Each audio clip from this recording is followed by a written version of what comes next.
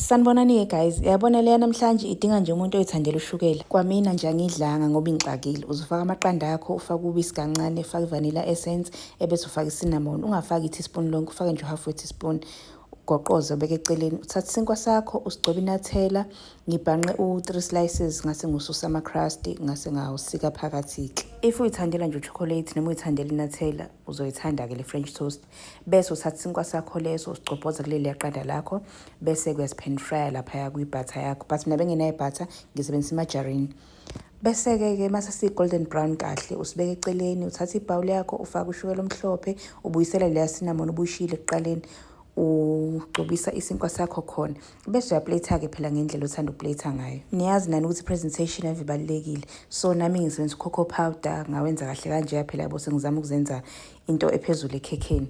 Ngase bengenayo into yokuphayipha uchocolate loya inathela. Ngawufaka i-plastic bag leyana, ngenza kanje. Hayi guys, kasho ukuthi nasesikoleni ngangihluleka ukudweba. Yabona nje angikwazanga ukufaka kahle uchocolate wami.